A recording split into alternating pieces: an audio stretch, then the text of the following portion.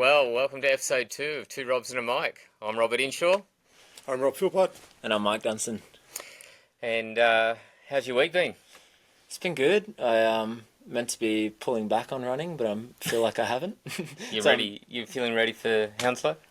Feel fit, don't feel ready. Yeah. Not ready mentally. How's the foot going? Not as good as I'd hoped. Got the X-ray this morning, which will show it's healing, but nowhere near as quick as I'd like. So, hopefully in a few days I'll know whether I can start spinning the bike. Right. Or, so you get to get out of stair climb for sure. Yeah. Yeah, I'm not doing stair climb. Well, not really getting out of it. I'm getting out of going up and down. Yeah. But I will be there running the 8 station with Running Wild this year. So, it's going to be a long night still. It's sounding like a pretty good turnout. Like I was looking at it the other day, and Gav's already raised over $30,000. Wow. And we haven't even started the event yet, so that's pretty exciting. I'm keen to get down there on Friday night, I think. The head torch. Yeah.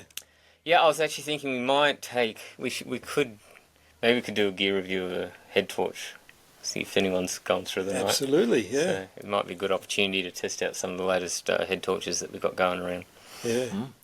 While we're talking about the stair climb, I can announce that people turning up will be able to partake in some of our trail brew, lemon flavoured. That'll be the hydration mix for the event. So nice. Matt and Ange, love your work. Thanks for coming on board to help out with Gavin and the Firies Climb. It's awesome. Yeah, so it's definitely looking like a bigger event, and there's a lead-in tomorrow night, I think, down at Scenic World. Dirt Church doing a podcast. Dirt Church doing a podcast. Yeah. Put our little podcast to shame, but it's awesome that they're coming and supporting Gav as well. So I expect to see a good chunk of the community there over the weekend, and it'll be. I did promise him I'd be there at the start, and I just don't know how deep I'll go. That's I have to race Hounslow the weekend after, and that'll take me a couple more hours than it will take you. So let's. Not necessarily. How's your week been? Yeah, good. Well, we had our first summit trail run, long run. That was good. We had a good turnout. There was I think there was 21 people turned up for the first run, yep. which is great, and all abilities. And we got everyone through. A couple of people missed a turn off, and they did their own little run, but we all met up at the end again, and it was great. I actually really enjoyed it. I had a blast. It was great. Yeah, it was awesome. It was pretty sweaty out there. It was a bit warm and humid. The last Firies climb seemed to build some resilience. Yeah, that's right. There were a couple of people that there was 2 guys that came and joined us from they live out at Cat-Eye, and they weren't used to running those sort of hills. And one guy from Perth. Yeah. And I don't think they have big hills over in Perth. So No, the biggest hill from my experience running the Perth hills, we have one called Snake Charmers, which is like 1k for 200 up. So Perry's is kind of 200, triple that. Yeah. But he's doing the Feral Pig 100 mile later this year. So I was telling him, I was like, well. He's doing a long one. So he's here working on the airport, over at the airport. So he'll be here for a bit. Super nice guy. He came and bought some shoes from us the day before, and then joined the run. So it was awesome. And Luca Torini came down from Queensland. So Australian rep. He's done Coast to Cozzy, I think, a couple of times, and he's doing it. Was scheduled to do it this year, but had to pull out of that. But absolute gun runner, and it was great that he came down and joined our run as well. Yeah. Oh, we'll show some footage of the long run and let everyone know what they missed out on. It was very nice. So we're going to be at Stair Climb from the beginning, and we'll get some... I think it'll be really cool to get some interviews of people after they've done like 6, 12, 18 reps, and see how their spirits are and how they're feeling. Absolutely. So we'll bring you some footage of the stair climb that's happening on Friday midday. So the welcome to country is at 11:30. Yep. I imagine Dave King will be there again to lead that, which would be great, and present that. And then finishes at midday Saturday.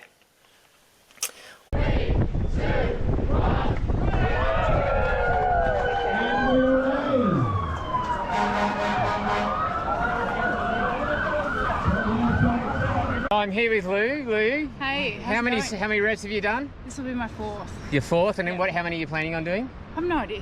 No idea? No Okay, idea. just keep going all night. Keep going. Yeah, awesome, impressive.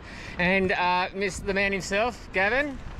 How many reps you done, Gav, so far? I think that's number 5. And we're at 3:30. Something like that. So we're just ticking it over nice and slow. Bit of a social post, bit of a laugh, bit of a chat. Lots of chatting. Lots of chatting. Lots of chatting. And what's the target, you reckon, based on your form, your performance to date? Between 33 and 35 laps. Maybe 33. Solid. Maybe 33. Solid. That's good. That's a good number. Well, we'll see how we go. 3-3. 3-3. Yeah, nice. I like that. Well done. Awesome. How many times have you done it? Thanks for 8 laps. Right. To knock off 20. Yeah, I'd like to get to 20. I'd love to get to 20. Unreal. And you're 81 years old? 82? 81. 82, yeah. So this guy's been my role model for the last I'm not forgetting. Absolutely, yeah. I'm just a silly You know, old bugger. everyone's talking about longevity these days. Yeah. But the Firies Climb has funded, like Dom said last night, actual therapies that have shown promise with people, you know, like that are extending people's lives.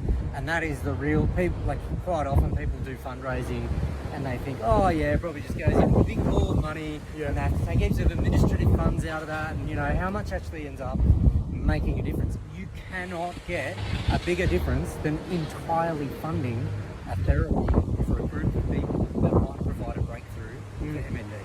So where are you sitting now? Just finished my eighth.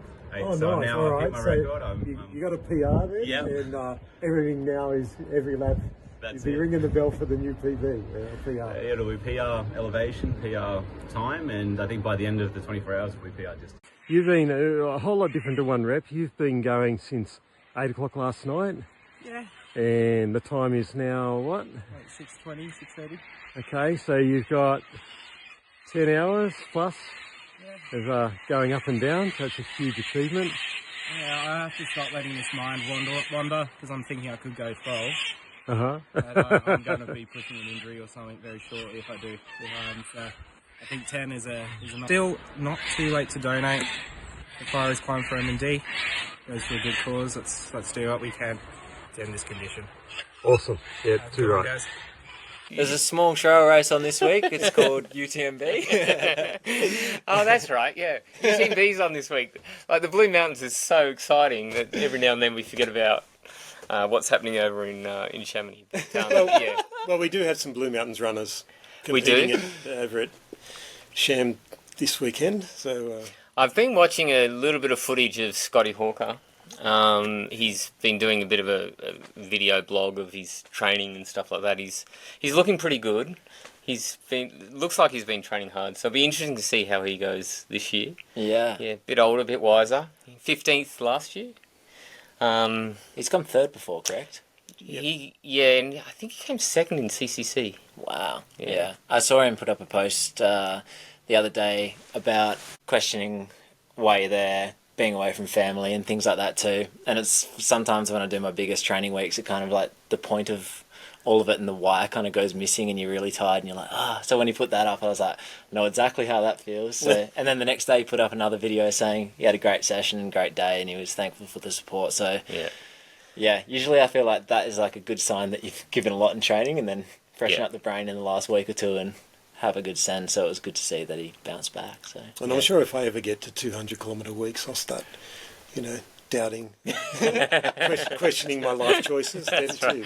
That's right. I think that would break me at the moment. And I guess, so Lucy's running? Lucy is running, yeah.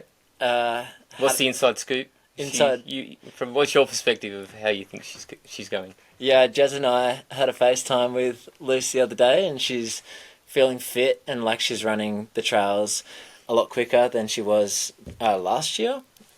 She was saying that, feeling really good aerobically and then just looking to, rest and get the mind ready. So, it's a good sign. So. Actually, that female lineup looks super competitive this year. So strong. Yeah. I'm excited. It'll be interesting, like Ruth Croft stepping up to that distance. That'll be interesting. See how she goes. Yeah. Yeah, it'll be massive. Obviously, Luce came in the top 10 last year. So. Yeah, I got to sit there and watch her as she's standing on the podium. It was really cool to see an Aussie up there. Yeah. Be exciting. Definitely be glued to the tracker this year. And wishing Lucy all the best, and we got some local runners as well. My old housemate Cam is coaching someone called Charlotte Lomas. I don't know if the pronunciation of the last name is that Lomas, correct? yeah. Lomas, yeah.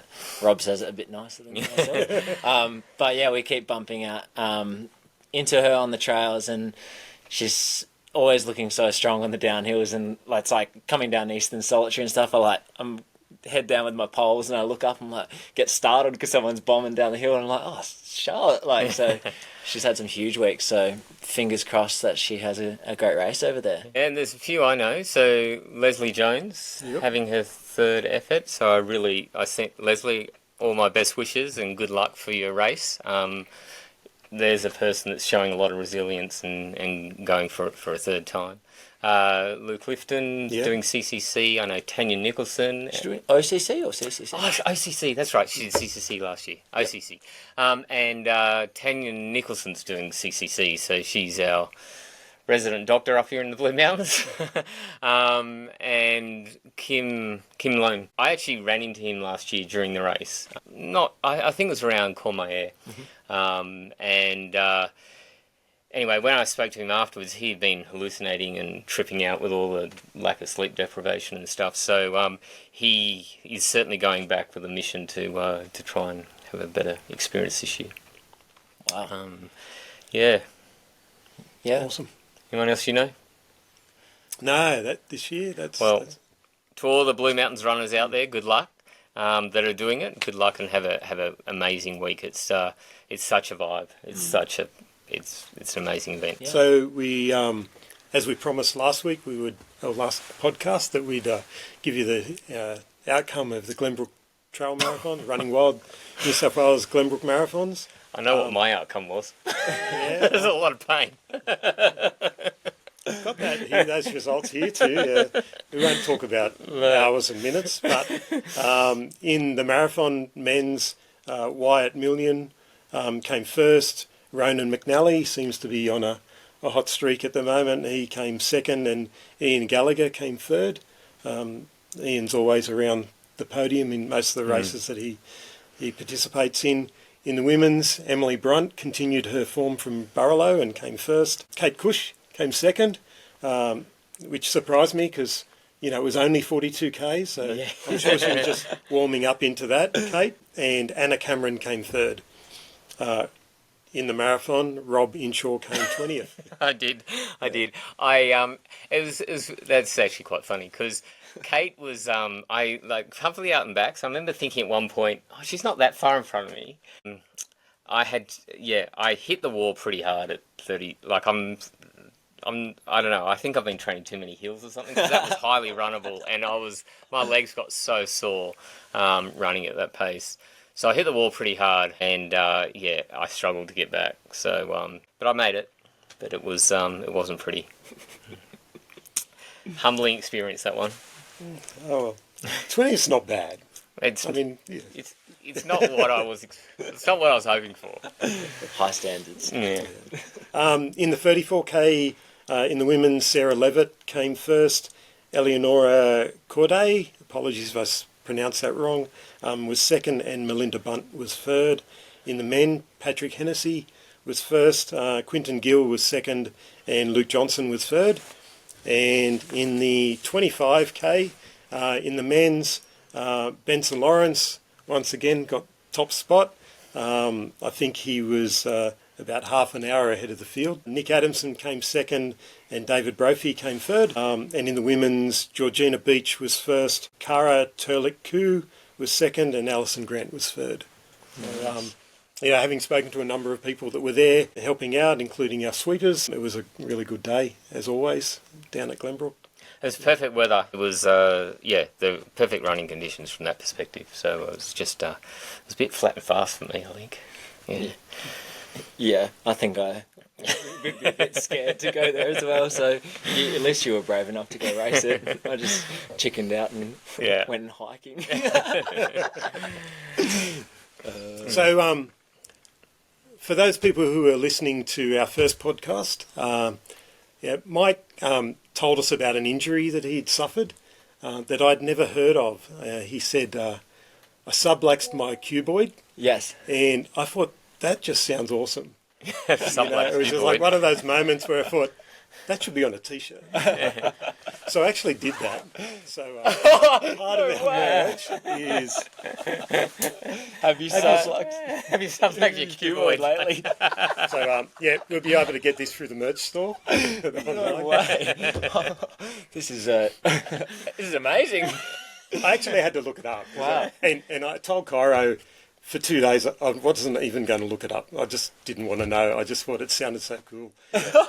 But yeah, and it became a phrase. It was just rolling off the tongue. You know, Sublux McCuboid. Yeah. I only use that terminology because I studied physio for 2.5, 3 years before I called it quits and didn't finish. And my good mate Cam Richards in WA became my running physio because I couldn't afford to go to a real one. But he'd already graduated, and I went to him so many times, and I did it a while ago, and I was just like, I had to mobilise it and like try to get it back into place, and I was like, what the heck? And I still remembered what a cuboid was. It's like it's a bone in your foot. And anyways, and then when I did it in Wales, I thought I know exactly what's happened here, which is very painful. But I didn't even message Cam. I was like, I don't want to bother him with my. I feel like I've bothered him so many times in my life. I was like, I know I've subluxed my cuboid. So if you ever do it, if you ever get pushed up on the outside of your foot by something technical and it feels like something's moved a long way, there's a chance your cuboid might be in the wrong spot still. Your cuboid might be subluxed. Yeah, it could be halfway down the hill. Just riffing on a little bit more, who do you think, who's your hot favourite for UTMB win this year? Ooh. Men's and women's. You know, it didn't even occur to me that Jim Walmsley was running UTMB again this year, and then saw a post that he's back to defend the title. So Jim would be hard to go past him. Yeah. There's Tom Evans, maybe? I did listen to a few things from Tom, and it sounds like I think his mind is in the right place in terms of he called himself out for running at the front arrogantly last year and blowing up. And then I've seen some of his workouts which have been crazy, like uphill with a pack on with weights in the area that they're going to be racing, and then like dropping the pack and doing downhill tempo kind of thing. And so it's like I would imagine Tom would be very strong, and so I have a lot of respect for Tom as an athlete. I think, and if he's dialed in, because he's all about the maths, you know, and getting his training, absolutely 100% right. So I just hope it's a good race. Like I just it gets quite exciting. Well, did Jim stay in France for another year? He's been going. I think he's been going back and forth. Like he went over to he did Western States, and that was a pretty epic run. Yeah. Late race. That was tight. He seems because he'll have another year of schemo. Yeah, he just seems a lot. I think he seems a lot more settled in who he is now. Yeah, and I don't know, just like he's not trying to blow records. He's trying to win races. I think of the top 10 last year, and one of the main downhills in the back end of the race of UTMB actually had the slowest time out of all of them. So that shows like it's very smart racing. Yeah. In terms of then being able to pace themselves. Whereas Zach was going hammer and tong on the downs trying to put pressure into him, but yeah, and then he only knows one way, doesn't he? Zach. I love that. I love that about Zach. It's just 110% every time. But also, I think like I keep forgetting that Ludo, who won Hard Rock, is just quietly sneaking into there. Yeah, I was going to ask you, is Ludo toeing the line? Yeah. After Hard Rock. There's a few previous winners that are toeing the line this year, so it'd be interesting to see. Yeah, and then Katie. Katie Scheid. Katie Scheid. Yeah, will be. I always find it fascinating, like switching from Western States into UTMB, because it's obviously two very different races in terms of like even running styles. Like, but she also lives over in France, doesn't she? Her partner's French, I think. That I do. Yeah, I think you're right. I think you're right. Yeah. I think that's why she's American. Lives in France. She's American, but and I think that's why she was sort of off the radar a bit, because she was not training and competing in smaller races in the US, and then she's just I have arrived with a capital A. Yeah, I have last couple of years. for OCC. I want Francesco Puppi, the Italian, to do well. I feel like he always speaks really honestly in socials about struggling with down patches and running and stuff. So it'll be interesting to see how he goes, because he recently raced, Ciasanal, but didn't quite have a great day. So Yeah. Oh, there we go. yeah. Cool. So we talked about one of the things we wanted to do here at Two Robs and Mike was to do some gear reviews. So we took some time out this week, and we've recently received the Altra Experience Wild. Yep. In the video I did get it wrong way around. You called it Wild Experience? The Wild Experience. So Well, you get a wild experience when you wear the wild. exactly. Experience So Wild, yeah. just bear with that. But I gave them a good test. Let's have a look at and see how the review went. Well, we've just received the Altra Experience Wild trail running shoe, and I was quite excited to receive this. Altra for quite some time has been pioneering the zero drop trail running shoe, and they're also known very much for their wide toe box. In fact, we get a lot of people that are referred to us from podiatrists because of their wide-fitting toe box. I guess what separates the Experience Wild from previous shoes that Altra have done is that this is the first time that they've produced a shoe that actually has a 4mm drop. So it's got 32mm stack height on the heel and a 28mm stack height on the forefoot. Just some other technical details around the shoe. It has a lightweight moulded EVA midsole, and it has this breathable air mesh upper. So overall the shoe feels really quite light. It has the classic Ultra Max Trax grip.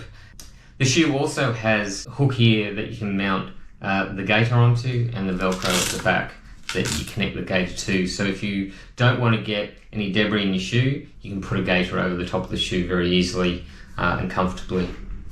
So I guess let's weigh the shoe, see what it weighs, and then we'll take it out on the trails.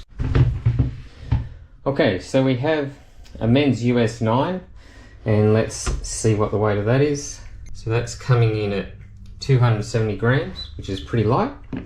And then we have the women's US 8, and that is coming in at 230 grams. So overall, pretty light shoes. Well, I'm just at the trailhead to Lockley's Pylon. I've got my Altra Wild Experience on. We'll give them the first good test out on some fairly technical track and see how we go.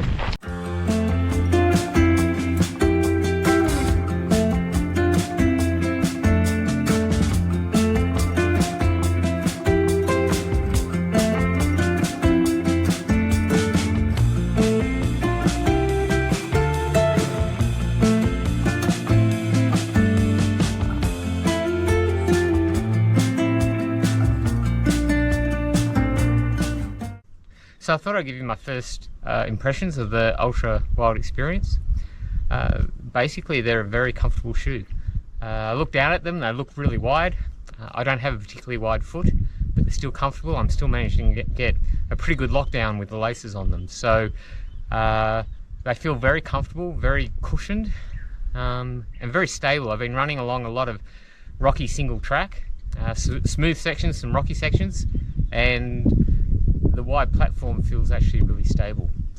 One thing to notice straight away is the cushion and the comfort. So they have quite a luxe feeling to them, to be honest, and it's actually really quite pleasant. I think running, an ultra distance trail in these shoes would be very, very comfortable. In terms of the drop, so they're a 4mm drop. I normally run in like a 6mm drop shoe, and I can't tell the difference. So I'm not experiencing any noticeable difference going from a 6mm to a 4mm drop. It feels quite normal to me, and there's really no issues there from a drop perspective. What else can I say? Probably not much else at the moment. What I'm going to do is I'm going to run down the valley and get down to the Blue Gum Forest and the river down there. It's quite a steep decline, very technical, very rocky. It'll be really interesting to see how they perform there, because I do have a lot of room in my toe box. I can feel that. There's plenty of room for my toes to move, and I'm just wondering, as we head down the really steep technical stuff, where there's no stairs, it's just straight downhill, whether there's going to be a little bit too much movement there for me. But I've got to say, it's probably one of the most technical trails that you can do, probably one of the steepest trails you can do here in the Blue Mountains.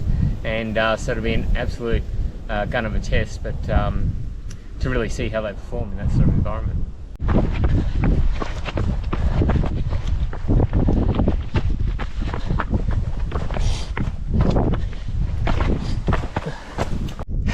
Just trying to get out of the wind a little bit so it's not so noisy, but so this is where we're going. We're going to head down there. Right at the very bottom is the river.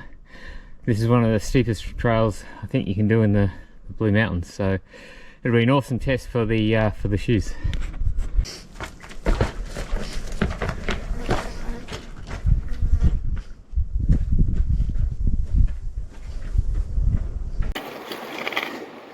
Well, I made it down. I'm down here in the beautiful blue gum forest down at the river.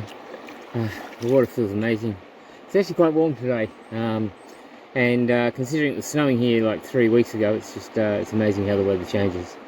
So, just ran down Lockleys. I have to say before I start, it's probably one of the most technical trails that you can run around here in the Blue Mountains. It is really steep. It is really rocky. It's incredibly technical. So, impressions after an hour of running. These shoes are beautiful across the top, up around Lockleys Pylon. It is technical, but it's fairly flat, and they felt really, really stable, really comfortable. As I came down Lockleys, definitely when it got really, really steep, I started to feel a bit of movement in the shoe. Not surprising. And it kind of made me think that maybe for the Hounslow race that I've got coming up, I might stick with my La Sportiva Jackal 2 boas, just because I can really crank that adjustment on the foot and really secure that foothold. Maybe not such a problem if you had a broader foot. As I said, I've got a D-sized foot, so it's pretty standard. Beautiful shoe to run in, but when it gets really, really technical, and I'm talking like 5 out of 5 technical difficulty, maybe there's a better shoe, or a shoe that's more suited for that, that I would prefer. But if I was going to go run UTA 50 tomorrow, I'd whack these shoes on and go in any without a shadow of a doubt. I think they'd be super comfortable.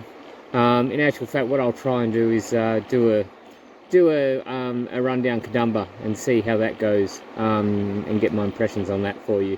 A lot more people run down Kadumba than they do down Lockleys Pylon, so maybe that'd be a fairer assessment of how the shoes perform.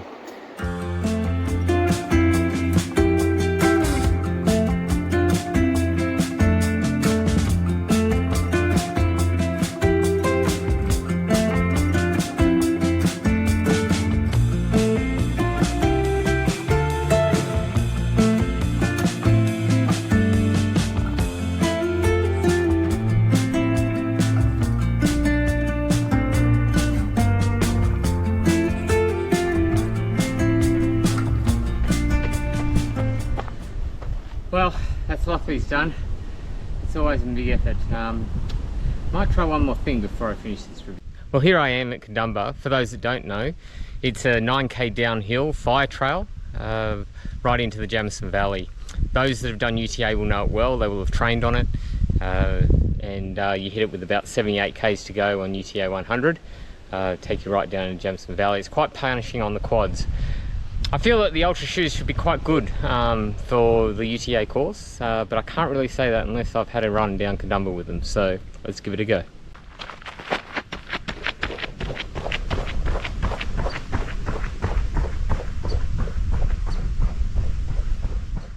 Well, here I am back at Summit Gear, and I ended up running a couple of kilometres down Kadumba to really try out that shoe in that sort of terrain and see how it felt running down that hill. And as expected, the shoe performed really, really well. It was incredibly comfortable, nice and cushioned as I ran down that hill. And when I turned around and started running back up, the lightweight nature of the shoe was also a pleasant surprise. It just felt really, really easy to run in, well, as easy as it can when you're running up Kadumba. So that's the end of the review. It's the first gear review of Two Robs and a Mike. I hope you've enjoyed it. And we're going to finish up by providing a bit of summary of the overall performance of how we saw the Altra Experience Wild. So we gave the Experience Wild a comfort rating of 5 out of 5. The weight, 4 out of 5. The grip was a 4 out of 5. Technical ability, 3.5 out of 5. Responsiveness was 4 out of 5, for an overall rating of 4 out of 5.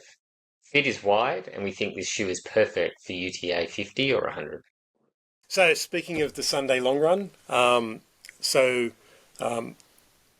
we are going to make it an every Sunday run, like a weekly event. But the next, as we mentioned last podcast, because we've got a couple of events coming up, so this weekend we are not having a Sunday long run because the Firies Climb is on all day Friday, half the day Saturday.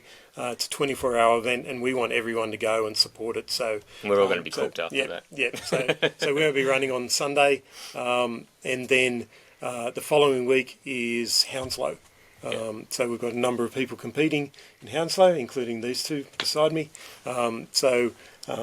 And there wouldn't be anyone to host the run. So so everyone will be over at Hounslow for that event. So the week after that, which will be September the 15th, we're going to have a run out on Narrowneck. So because of that being a straight out and back, that really lends itself to all paces and fitness levels. So what we'll probably do is just set the go hard for an hour, or go as comfortably paced as you want for an hour, turn around and come back. So faster people might knock over sort of 9, 10 or even 11 Ks in that hour heading out to the end, towards Tarrows, and people that are going a bit cruisier pace, they'll just get to their hour, turn around. That way, even allowing for fatigue, everyone should finish sort of within 15, 20 minutes of each other. Back at the cars, So we encourage everyone to come along. It was a great turnout for the first one. We want a bigger turnout for the second one. We're trying to make this as inclusive as possible. So it's a good run where any ability can come. So I think that'll be awesome. Yeah. And get a good turnout and get this Sunday long run happening. And next podcast, we'll in a fortnight's time, we'll announce what the next two runs after that are. And just so everyone knows, just go onto the Summit Gear website. There's a tab there called the Summit Trail Run Club, or the Summit Run Club. Yep. And all the details of the runs and the dates and the difficulties and all that sort of stuff is all there. We will hopefully, we should be able to put a GPX file up, although we probably don't need one for Narrowneck. But generally we'll have a GPX file out, and all the information's there. So come and join us. It's a good time. I thought today that I'd mention that I randomly turned down a trailhead that I'd never run down. I always run the fire trail at Vic Falls and then run down Vic Falls, and I like doing sessions there. And then I had a lot of hours to go left, and I went down towards Asgard. There's an old mine there, which looked terrifying that I didn't go in. But there's actually a bunch of mines there you can just go super deep into, and they're like signposted and everything. Really? You ever done that? No. Yeah. So Ben took me in one the other day. And I think just climbing out of the mine, we probably got 70 metres of in the dark. And there's like water at the bottom of it. Super weird. But just past there was Asgard Head, which is one of the coolest lookouts I've seen in the Blueies. And it was like nice, like sandy single track and fire trail on the way. I was like, I've never heard of this, but it was fantastic. And then it was really windy out there. It was exhilarating, stress-inducing. Yeah. Thorhead as well was just like two amazing views for like not really that technical running. Like if you wanted to do a short run or something, it was like, I'd definitely go back out there again. So if anyone hasn't heard about those little spots in the Blueies and wants to go for an adventure, so would that be a good option for a long run, Sunday long run? Well, yeah, it'd be awesome. I mean, you could park at the start of the fire trail even. You could do a dip down to the bottom of Vic Falls, come up, turn down the Asgard. You can go look at both of those heads and or one of them. And I mean, today I ran for 3 hours and was going everywhere. But it was an awesome adventure. Like sounds good. Was cool. Yeah, I think. All right, we'll lock that one. We'll pencil that one in. Yeah, be crazy. For a future run. Yeah. Really, like you could get a waterfall swim. You could go down 2 mine shafts. You could check out 2 lookouts. So yeah, sounds like an adventure. Yeah. So interesting. I got in the mail this week a DA request for comment for the UTA 100 mile event. So I'd heard rumours about it. There'd been a couple of little posts, but it's definitely in with the council at the moment. So it looks like there's a really good chance that there'll be a UTR 100 mile next year. We'll try and get an image of the course and share it with you guys. But that's big news for the Blue Mountains. I mean, it's always been on the cards. It's just been a matter of time. I thought after the October race, when UTA got postponed, and then they ran it out to McMahon's Lookout and Anderson's, so they added on another 50 or 60 Ks.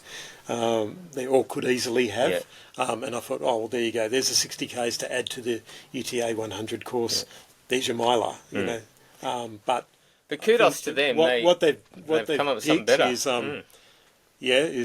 a much more interesting run, a lot more technical, a lot more vert than, starts out in the Grose than the other would have. And so I think it's going to start from Govetts and then go out and do a Grandy loop and come back past Govetts and then virtually... Up Lockleys? Yeah, well, it's going to head, down Perry's, up Lockleys, up the fire trail, and then cut down basically Bruce's Walk off Mount Hay Road. And I went and ran this the other day just to check it out. And this mile is going to be like really hard because the first, 40 or so Ks, or you go basically go down Bruce's Walk, and it's like really steep and really technical, and there's parts that like the track will need some work still. Having a look at parts where there's like missing pegs and stuff, it's kind of like almost scrambling in spots. But I was just thinking about it because then it's going to pop out into more runnable stuff in the back 100. I think the biggest challenge will be actually running after the first 60. So I think I got a lot more respect for it, even just doing that 8Ks from Mount Hay towards like I guess we didn't go the UTA course. We went down like the old Pilcher track into Grand Canyon. But we did some of that part, and it's going to be heavy on the body. It's just like down, up, and rocky. So it's like not too dissimilar to like, it's not as rocky as Lockleys, but it's kind of in the same realm of like, So so not super fast, but not the first 60, no. But then, then it literally turns into the UTA 100 course. Yeah, even just like visualizing running it, my brain kind of hurt. Yeah. So, it's actually going to be... it's interesting because the 50 and the 100 course are like more runnable parts of the Blueies, and then this one's going to be quite the opposite. Yeah. And their DA was capped at 1,000 runners. Yeah. So... my partner, I mentioned it to my partner, to Helen, and she goes, well, you're going to run it. And I just didn't answer. I was just like, I really need to ponder that. I was thinking, maybe finally there's a run to get me back doing UTA. There you go, you said it. Yeah, Rob's in. Philpott's doing the miler next year. I'm going to wear a shirt. Rob Philpott for the miler. I'm not doing it next year, so one of us has to do it. So you've nominated. One of us. Maybe a busy summer. Yeah, we also missed one race. The other reason why we weren't going to have a Sunday long run on Hounslow weekend is there's also the Kadumba Half, Running Wild's Kadumba Half. Yeah, that's also on the 8th of September. So. That would be a hard race. Yeah, I've done that once before. That was not pretty. It's hard. Done many times. Yeah. Still not pretty. Just doing intervals up Kadumba's hard enough. Well, and it's one of those few races that it's only a half. It's only 21 Ks, but it's wise to take poles. Yeah, I didn't take poles when I did it. For the back half? I just ran it. Yeah. Just ran it. Yikes. All right. Well, good. Track closures. Yeah, track closures in the park. So one that did actually surprised me was that the Giant Stairway is going to be closed from the 29th of August to the end of September. Yeah, wow. That's massive. Yeah. Also on weekends, or just like... Just full stop. Okay. Yeah, just closed from end of August to end of September. So access out of the valley is only via Furber or amphitheatre track. Yeah. So, I guess like you can still do a loop in town, but for tourists and anyone visiting you can't drop in via the Giant Stairs, which could be a blessing. Or could be a... Yeah. Well, there won't be that short... The short Three loop. Sisters Scenic World Loop anymore. It'll be... you'll be heading all the way out to Lura. Lura. Yeah, and then... What else we got? Really just the only one. that's All right. Well, I think that's episode 2 done of Two Robs and a Mike. Thanks, Rob. Thanks, Mike. thanks, Rob. Thanks, Rob.